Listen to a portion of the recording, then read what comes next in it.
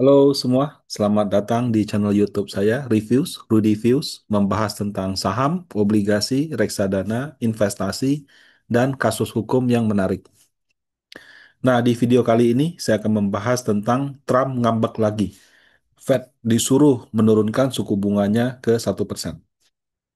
Trump memang banyak membuat sensasi. Ini materi saya buat mungkin 1 minggu yang lalu. Belum sempat saya jadikan video YouTube. Ini sudah ada yang baru lagi. Dia tetapkan tarif dagang ke negara-negara lain. Nah, sebelum tarif dagang ini adalah sensasi dia yang sebelumnya di akhir bulan Juni. Nah, waktu itu dia mau menurunkan suku bunga The Fed ke 1% dan terang-terangan ya dia bilang dia tidak puas dengan kinerja Jerome Powell. Jerome Powell itu gubernur bank sentralnya Amerika. Pertanyaannya kenapa dia mau suku bunga turun? Dan apa yang terjadi kalau misalnya suku bunga The Fed yang saat ini 4,25 sampai 4,5% turun ke 1%. Nah, secara teori kalau yang namanya menetapkan suku bunga itu biasanya didasarkan pada inflasi. Bank sentral itu eh, dalam menjalankan dia punya kebijakan akan diusahakan bagaimana caranya. Kalau misalnya inflasinya 2%, suku bunganya 2,5 sampai 3. Inflasinya 3%, suku bunganya 3,5 sampai 4. Kenapa? Karena kalau misalnya suku bunganya lebih rendah daripada inflasi, yang akan terjadi itu adalah kondisi ini mata uangnya melemah gitu. Kenapa? Karena kalau inflasinya 5%, suku bunga 2%, maka mata uang suatu negara itu akan menjadi tidak berharga sehingga ditinggalkan. Nah, sebaliknya dengan kalau dia suku bunga di atas inflasi, ada insentif orang untuk membeli mata uang negara tersebut karena kalau saya taruh deposito aja yang mengacu kepada suku bunga bank sentral, ya bunganya paling tidak sama dengan inflasi. Nah, kira-kira seperti itu. Nah, jadi teorinya adalah suku bunga biasanya sedikit di atas inflasi. Sedikitnya bervariasi tergantung kebijakan bank sentral masing-masing. Trump ini menjabat di Januari 2025. Waktu itu inflasinya 3%, ya, saya perbesar. Nah, kemudian ketika dia menjabat, dia melakukan berbagai kebijakan yang pada waktu itu mendorong penurunan inflasi.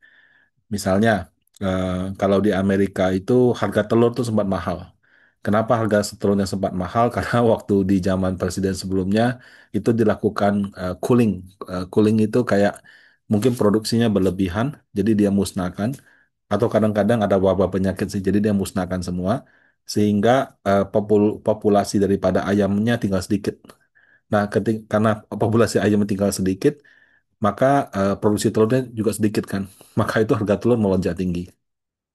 Eh, nah, kebijakan tersebut entah dihentikan atau memang sudah ya namanya kan dia musnahkan terus dia baru lagi mungkin memang sudah ini sudah menghasilkan. Nah, jadi produksi produksi telurnya kembali ke normal lagi sehingga harga telur menurun. Nah, harga bensin di Amerika tuh unik. Jadi kalau di Indonesia kan harga bensinnya merata gitu ya. Kalau di Amerika tuh enggak. Jadi ada harga grosiran dari pusatnya, kemudian ditambah lagi teks sama transportasi di daerah. Jadi bisa aja harga bensin di negara bagian A sama negara bagian B berbeda karena negara bagian B dia charge tax lebih tinggi. Pengenaan teks lebih tinggi itu juga complicated gitu. Ada yang karena misalnya dia mau energi hijau, jadi kalau yang bensin dia cas lebih mahal. Ada yang simple, APBD-nya negatif, jadi dia butuh pendapatan dari bensin. Nah, jadi di Amerika itu memang sistemnya beda dengan kita. Kalau kita kan Pertalite-nya sama. Kalau Pertamax-nya harga pasar, tapi harga Pertamax kan nggak beda jauh antara Indonesia Barat sama Indonesia Timur. Mungkin malah sama gitu. Nah, jadi dengan berbagai kebijakan yang Trump lakukan, eh, inflasinya turun ya. Dari 3, 2,8, 2,4, 2,3, terakhir 2,4 lagi. Nah, secara teori kan kalau suku bunganya apa inflasinya sudah turun, suku bunganya juga akan turun. Tapi yang terjadi eh, bank sentralnya bilang enggak dulu. Kenapa? Kamu kan kenain tarif ke negara-negara gitu. Kalau kamu kenain tarif, nanti barang yang kita import akan kena tarif sehingga harganya bisa tinggi. Jadi bank sentralnya beralasan, kamu punya tarif kan kemarin kamu kenakan, terus kamu delay, baru di Juli ini kamu aktifasi lagi dan kamu katakan efektif Agustus. Kebijakan yang flip-flop seperti itu membuat Bank Sentral Amerika lebih hati-hati dan wait and see. Akibatnya walaupun inflasinya sudah turun, bank sentralnya menolak menurunkan suku bunga. Nah, marah dong si Trump karena kalau misalnya suku bunga sudah turun, kenapa? Sorry, kalau inflasi sudah turun, kenapa suku bunga nggak segera diturunkan? Nah, kemudian yang kedua, eh, saat ini hutangnya Amerika itu mencapai 36 triliun US dollar. Sorry, 36 triliun US dollar itu eh, sudah bukan triliun lagi, tapi kuadriliun. Kuadriliunnya juga 583.200 kuadriliun gitu. Jadi sudah triliun, tambah lagi nolnya 3, jadi kuadriliun, kemudian ada 583.200 gitu. Nah, akibatnya untuk membayar hutangnya aja nih. Jadi dari hutang itu sampai dengan Mei 2025 itu 665 billion US dollar, setara 10.773 T. Semua saham di bursa dijumlahkan aja mungkin segini. Itu bunga yang dibayar oleh pemerintah US hanya dalam waktu 5 bulan sampai dengan bulan Mei. Nah, ini ada sini. Dan pembayaran bunga itu sudah yang terbesar ketiga. Yang paling besar itu Social Security, mungkin seperti PLT-nya. Kalau Medicare ini mungkin BPJS-nya. Yang ketiga itu net interest-nya bayar bunga. Oh, ada health lagi gitu. Baru pertahanan, income security, dan seterusnya. Nah, jadi pengeluaran hutangnya aja sudah begitu besar. Nah, kalau kita ikutin kan kemarin Trump sama Elon Musk ribut gitu. Sumber keributan utamanya itu adalah si Trump, dia mengajukan ke DPR-nya One Big Beautiful Bill, BBB gitu. Nah, Big Beautiful Bill ini kalau di dalam bahasa Indonesia tuh kayak gampangnya Omnibus Law, Cipta Kerja, tapi Cipta Kerja sama pajak dijadikan satu. Jadi perizinan dia mudahkan. Kemudian kewajiban-kewajiban yang sifatnya hijau atau apa dia cut. Harus pakai mobil listrik dia nggak wajibkan. Kemudian beberapa kayak PTKP, PTKP itu pendapatan tidak kena pajak. Misalnya kalau kita punya gaji 7 juta, itu kan waktu bayar pajak itu dipotong dulu PTKP 5 sekian juta gitu. Nah, kalau misalnya sudah dipotong PTKP yang dinaikin, pajaknya jadi semakin kecil. Nah, jadi kebijakan Big Beautiful Bill itu adalah dia secara umum mengurangi pengeluaran, pada saat yang sama dia juga mengurangi pendapatan karena pendapatan pajaknya berkurang. Sorry, menambah pengeluaran ya karena dia ada beberapa pengeluaran tambahan, tapi pada saat yang sama dia memotong pendapatan. Nah, itu yang bikin si Elon Musk ngambek sama Trump. Kan dia awal-awal jadi presiden eh, mengundang si Elon Musk untuk melakukan government efficiency atau DOGE gitu.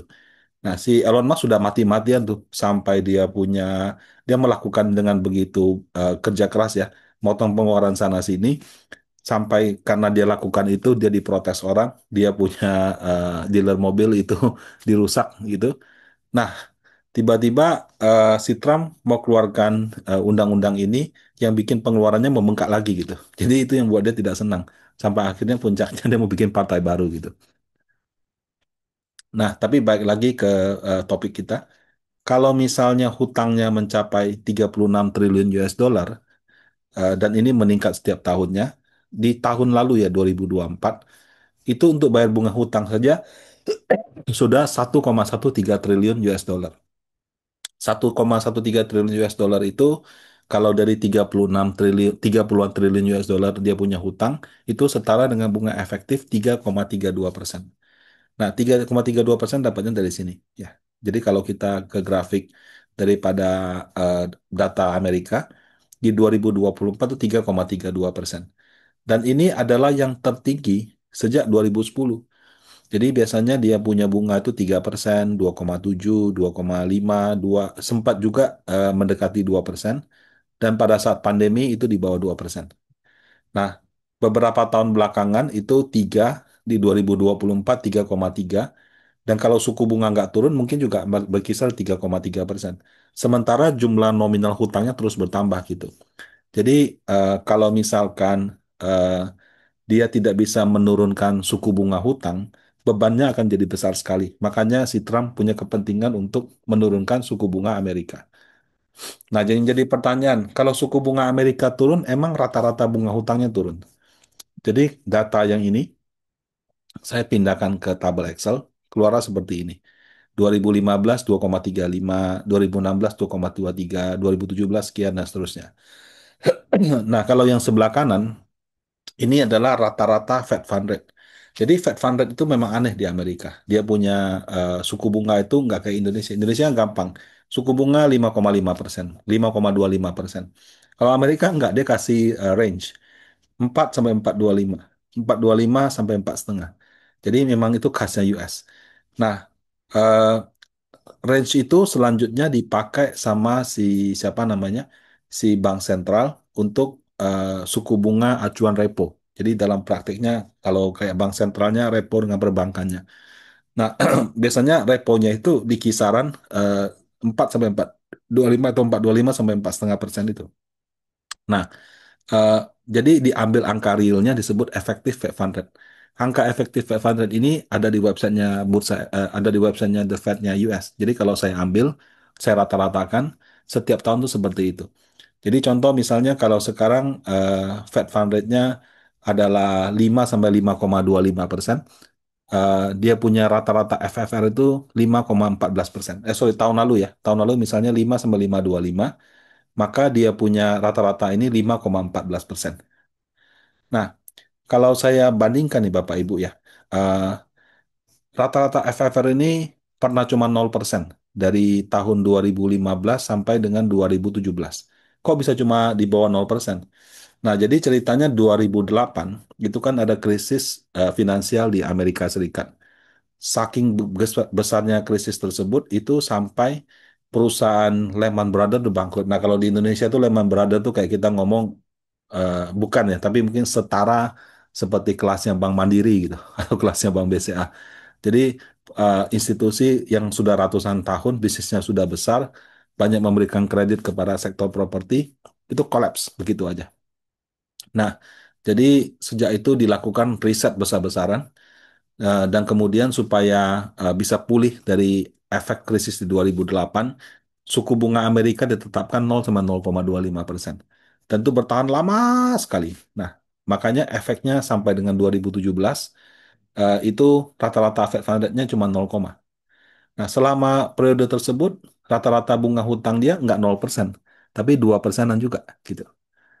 Nah, kemudian 2018 karena kondisi inflasi, karena dianggap oke sudah 10 tahun kita sudah pulih, saatnya suku bunga naik kembali ke level yang normal. Nah, suku bunganya naik. Suku bunganya naik 2018 2019 dia punya bunga hutang juga naik lagi dari 2,2 ke 2,5%. Nah, 2020 orang pikir ini akan mungkin stable di 2 sampai 3%. Ada COVID, turun lagi ke 0%. Jadi 2020 0%, 2021 0%, 2022 baru dia mulai naik lagi. Nah, selama pandemi itu 1,7 1,6. Jadi berbeda dengan 2015 sampai 17 yang pemulihan daripada krisis 2008, walaupun Fed Fund Rate-nya 0%, market rate-nya sudah 2,2. Nah, kalau di 2020-2021 ini peristiwa luar biasa. Dia lebih dahsyat daripada krisis global 2008. Makanya dia punya bunga efektif di bawah 2%. Nah, 2021 kembali normal. 2002, 2003 ada perang Rusia, Ukraina, ada ini itu eh, naik lagi inflasinya sehingga rata-rata Fed Fund Rate yang dari 1,69 menjadi 5% di 2023 dan 5% di 2024. Nah, karena Fed Fund Rate-nya naik, ini juga naik menjadi di atas 3%. Sekarang pun masih bertahan di atas 3%. Jadi kalau buat Trump sederhana, dia kalau punya hutang 36 triliun US dollar, dia nggak usah turun banyak-banyak, turun 1% saja itu dia sudah hemat 1% dari 36 triliun itu 360 billion US dollar. Ya, jadi dengan menurunkan 1% saja, dia punya pembayaran net interest itu sudah turun sepertiganya. Jadi ibaratnya kalau saya ada hutang, kalau bunganya turun dari 3% ke 2% ya, kayak ke masa-masa lalu itu, saya punya bunga itu turunnya sudah sepertiga. Nah, itu angka yang luar biasa besar. Itulah kenapa Trump itu ngambek gitu ya. Dia sudah mau bunga turun, sama si Jerome Powell nggak turun-turun. Alasannya inilah, itulah, dan sebagainya. Nah, ini tadi sudah saya bahas. Nah, sekarang pertanyaannya, kalau bunganya turun ke 1%, apakah dia punya apa? Dia punya bunga efektif dari hutang bisa ke 2% gitu. Menurut saya tidak perlu 1% sih. Karena kalau secara historis ya, eh, mau bunganya turun ke 0% pun tetap 2%. Karena menurut market itu 2% sampai 3% itu adalah imbal hasil yang wajar untuk surat utang Amerika gitu. Nah, jadi kalau menurut saya sih tidak perlu turun sampai ke 1%, tapi cukup dari 4,25 yang sekarang ke 2 sampai 2,25%. Nah, kalau misalnya asumsi saya terbukti atau dijalankan, berarti kan dari 4,25 ke 2 itu kira-kira 2,25%. Kalau setiap kali turun tuh 0,25% atau 25 basis, berarti perlu turun 9 kali gitu. Nah, pertanyaannya, 9 kali ini bisa terjadi nggak di tahun 2025 ini? Dalam satu tahun tuh cuma ada 10 kali rapat Bank Sentral. Ini jadwalnya, FOMC itu, Federal Open Market Committee. Jadi rapat Dewan Gubernur Bank Sentralnya Amerika Serikat. Kalau Indonesia 12 kali, ya kita tiap bulan ada. Kalau US entah kenapa cuma 10 kali dalam setahun. Nah, sekarang kan sudah bulan Juli. Berarti kan tinggal ini, Juli, September, Oktober, Desember. Tinggal 4 kali. Ehm, apakah 4 kali sisanya ini suku bunga akan turun? I don't know, ya.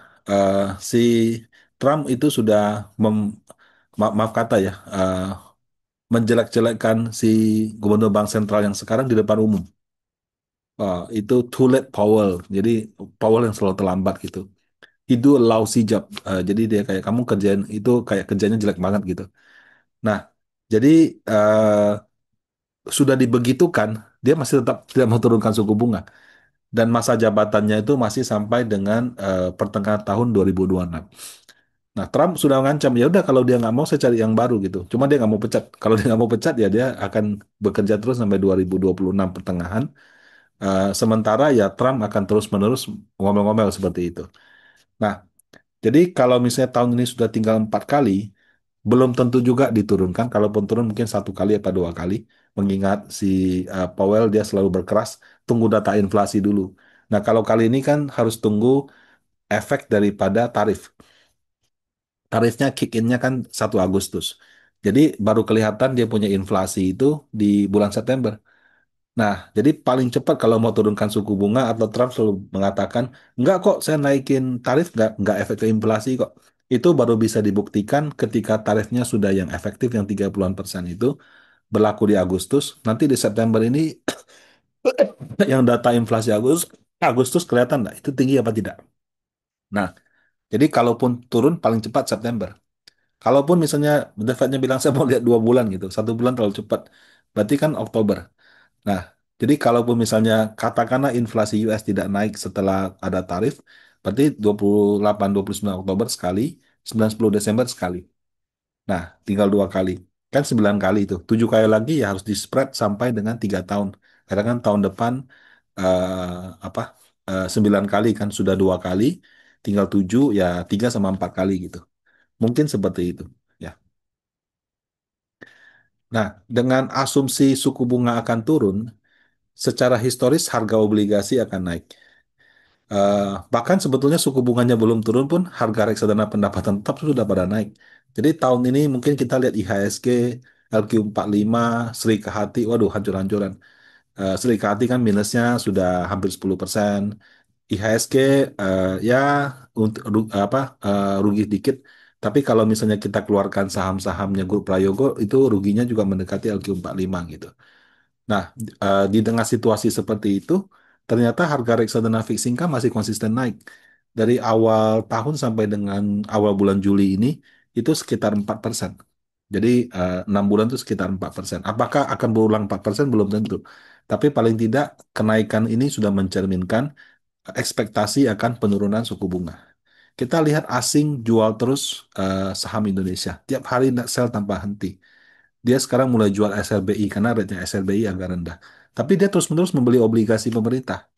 Nah, kenapa? Karena view bahwa obligasi bagus itu didukung oleh penurunan suku bunga.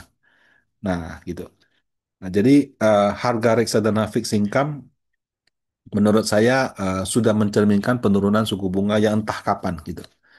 Nah, kalau misalnya penurunan suku bunga tertunda, kemudian inflasi kembali naik lagi, baru kelihatan nanti mungkin di September karena kan Amerika efektifnya Agustus. Eh, dan kalau misalnya kenaikannya terlalu tinggi, menurut saya ada potensi koreksi harga juga gitu. Jadi walaupun kita membeli reksadana fixed income atau obligasi negara, jangan dipikir akan naik terus gitu. Ya, kadang-kadang ada aja situasi, misalnya inflasinya meningkat, kemudian narasinya berubah, harganya bergejolak. Tapi kalau kita bisa pegang dalam 2-3 tahun, menurut saya masih oke sih. Kenapa? Karena yang namanya suku bunga, kalaupun nggak turun tahun ini, kelihatannya tahun depan akan turun juga. Karena Trump sudah terang-terangan bilang dia akan cari gubernur bank sentral yang berani menurunkan suku bunga. Nah, kalau ke saham bagaimana? Penurunan suku bunga itu secara historis, secara teori, itu bagus untuk saham. Kenapa? Karena eh, ibaratnya kalau kita hitung nilai nilai wajar saham risk free gitu kan. Suku bunga itu kan risk free. Kalau risk free-nya turun, expected return untuk saham juga turun. Kalau expected return saham itu turun, nilai wajarnya jadi lebih lebih tinggi. Sehingga harga saham valuasinya akan menjadi semakin murah. Tapi sekarang nggak usah itu, harga saham juga sudah turun cukup banyak kok. Tapi karena mungkin ada sentimen-sentimen yang lain, seperti asing belum nyaman dengan kebijakan pemerintah kita, harga komoditas yang nggak kemana-mana, laporan keuangan perbankan yang sama semester satu, mungkin cuma BCA yang oke. Sisanya itu kalau nggak turun stagnan. Nah, hal-hal tersebut membuat ya, penurunan suku bunga mungkin menjadi sentimen positif bagi harga saham, tapi ada banyak sentimen negatif yang menahan kenaikannya. Eh, Mudah-mudahan di semester 2, kalau misalnya laporan keuangan di kuartal 3 atau 4 membaik, lebih ada sentimen positif pada harga saham. Nah, demikian pembahasan saya. Semoga menarik, semoga bermanfaat bagi Bapak Ibu. Terima kasih.